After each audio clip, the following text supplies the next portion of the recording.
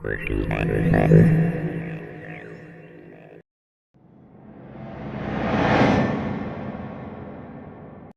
everybody, it's Rod from the PhotoFair coming back at you with another video. Today I want to talk about value full-frame digital cameras. Now, it wasn't that long ago where that was an oxymoron, but a lot of different full-frame cameras have been introduced over the last 10 years, and there are now some real good value, some of them used and even a couple brand new. Most of these cameras you can find at the next PhotoFair, which just happens to be on April 2nd at the Newark Pavilion in Newark, California. Check photofair.com for more information about that show, where you'll be able to find great deals on all kinds of equipment. Speaking of that show, we've got special guest Bob Holmes, internationally famous travel photographer, doing a presentation at the show somewhere in the noon hour. It might be 12:30, it might be 12. We're still working out the final details of exactly when he's going on stage, but it's going to be awesome. So if you've never seen Bob Holmes live and in person, PhotoFair, April 2nd, great opportunity to do that. So anyway, on with the video. Today I'm going to show you several value proposition full frame cameras. And if you guys like this video, I'll come back and do one on APS-C as well. We'll talk mostly about these cameras from a still image perspective. I'm more of a still image guy than a video guy, but also a little bit about, whether those cameras are also effective for video use. So without any further ado, let's get right into the video. So this is really the camera that got it all started for full frame mirrorless, and it's still a usable, viable camera today. 24 megapixel sensor, and really just a pretty good all-round camera. You can find these for $300, $400, $500. I mean, hard to go wrong with the original that started the full-frame mirrorless revolution. The Canon 5D Mark III. This was the last full-frame DSLR that I shot with, and I replaced it with a full-frame mirrorless EOS R. This is still a very good camera. It has good tech in it. Solid. If you're okay shooting a DSLR instead of mirrorless, fine unit, you can find these for $300 to $500, maybe $600.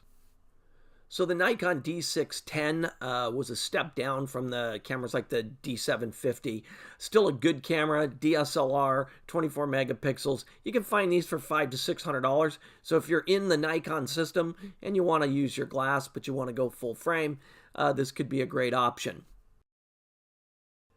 The Nikon D750, this is still a solid DSLR, even by today's standards. You're getting 24 megapixels with this, real fast shooting speeds, and really good a dynamic range.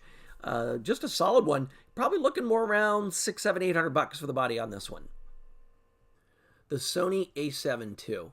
This is, as the title says, the best overall value on this list of cameras I'm doing today. And the best thing that happened to this camera as price was the launch of the A7 IV. Because now this camera's 2 models back. This camera is still amazing. You've got the back illuminated 24 megapixel BSI sensor. You've got IBIS in this camera. You're going to pay $700, $800, maybe even $900 for a super clean one. Worth every penny. It's mirrorless, so you can adapt all kinds of old school glass, just like you can on the A7 at the beginning of this list. But this camera is still good, even by today's standards. Solid choice here. Okay, finally a high resolution camera on this list. In fact, this is still the highest resolution full frame camera Canon's ever made, with 50.6 megapixels. But it's a little long in the tooth, coming out almost 7 years ago.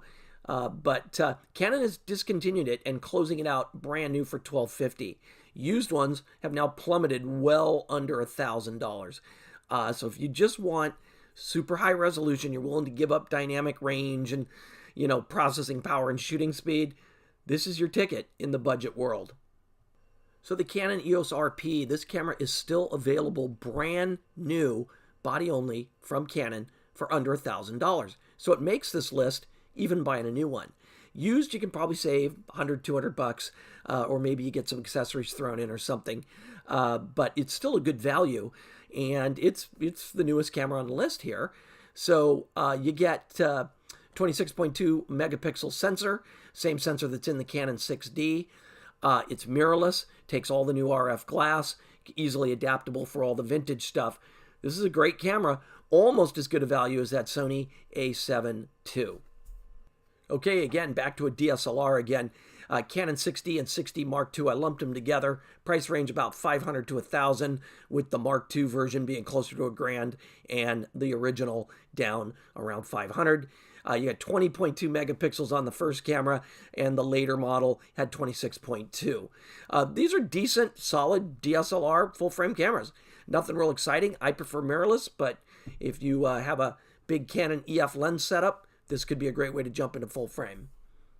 Okay, this one here is almost unfair because it's hard to find them under $1,000. I have seen them under $1,000, but generally they're more like $1,100 or $1,200. But this, the A7R II, is the same as my best value on the list camera, except it has 42 megapixels. So it's a high-res sensor. You still get the backside illuminated sensor. You still get the IBIS, and you just get the extra resolution. So this is a fantastic camera. If you can find it under $1,000, great. If you're willing to push your budget a little and you see a nice clean one for $1,100 or $1,200, worth every penny. So that's why I didn't give it the best value, because it's hard to find under $1,000. I wanted to be fair. But this is a great camera, probably the best camera on this list. So there you have it. A bunch of full-frame cameras that are affordable. And who would ever thought that you could get cameras, good cameras, under $1,000? Whoever thought that day would come? Full-frame digital cameras under $1,000.